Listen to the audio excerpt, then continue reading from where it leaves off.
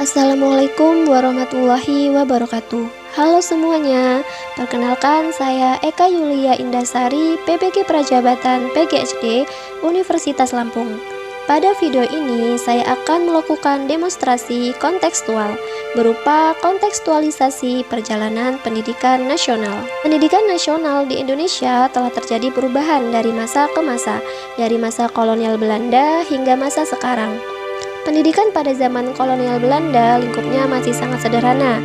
Yang boleh mengenyam pendidikan itu anak bupati, anak-anak pejabat yang bisa sekolah, itu pun sekolahnya semi Eropa. Namun setelah masuk pada masa politik etis, sistem pendidikan mulai agak terbuka untuk orang-orang luar. Tidak hanya anak-anak pejabat saja yang boleh bersekolah, orang umum ataupun orang awam pun boleh bersekolah. Tujuan pendidikan pada masa penjajahan Belanda ini lebih dititik beratkan kepada memenuhi kebutuhan pemerintah Belanda, yaitu tersedianya tenaga kerja murah untuk hegemoni penjajahan dan untuk menyebarluaskan kebudayaan Barat. Pada zaman kolonial Belanda di Indonesia pada tahun 1854, beberapa bupati mendirikan sekolah kabupaten yang hanya memiliki calon pegawai. Setelah itu, pada tahun 1854 di Indonesia terdapat Sekolah Bumi Putra. Sekolah Bumi Putra hanya memiliki 3 kelas dan mengajarkan menulis serta berhitung. Pendidikan kolonial hanya untuk kepentingan kolonial saja. Isinya tidak disesuaikan dengan jiwa raga bangsa. Ki Hajar Dewantara menganggap bahwa pendidikan kolonial tidak dapat mengadakan peri kehidupan bersama, sehingga selalu kita bergantung pada kaum penjajah. Pendidikan kolonial itu tidak dapat menjadikan kita manusia merdeka. Keadaan ini tidak akan lenyap jika hanya dilawan dengan pergerakan politik saja, tetapi juga harus diimbangi dengan gerakan pendidikan yang akan menyebarkan benih hidup merdeka di kalangan rakyat dengan jalan pengajaran dan pendidikan nasional. Pada tahun 1920, cita-cita baru lahir untuk perubahan radikal dalam pendidikan dan pengajaran. Kemudian, pada tahun 1922, lahirlah Taman Siswa Kemerdekaan dan Kebebasan Kebudayaan Bangsa yang dicetuskan oleh Ki Hajar Dewantara. Isi rencana pembelajaran Taman Siswa menunjukkan sifat kultur nasional. Tiap-tiap mata pelajaran diberikan sebagai bagian dari peradaban bangsa dan disesuaikan dengan perkembangan zaman. Pendidikan yang mendasarkan kebudayaan nasional dapat menghindarkan dari kebodohan.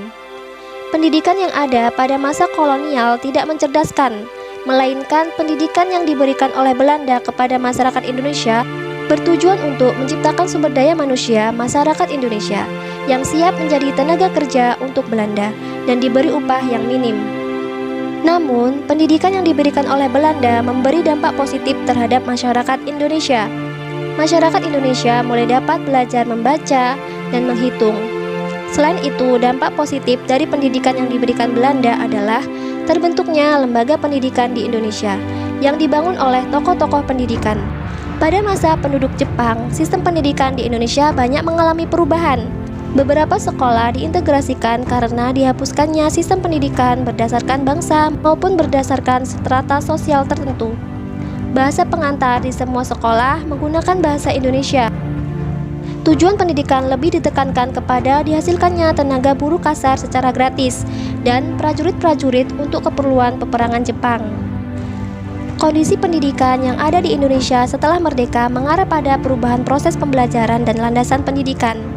Sehingga pendidikan di era ini, bangsa Indonesia menghilangkan paham-paham pendidikan dari Belanda. Pembelajaran dilaksanakan dengan menambahkan berbagai kebudayaan bangsa Indonesia yang dapat diwariskan ke generasi selanjutnya. Pada masa kemerdekaan, tujuan pendidikan adalah untuk mendidik menjadi warga negara yang sejati, bersedia menyumbangkan tenaga dan pikiran untuk negara dan masyarakat.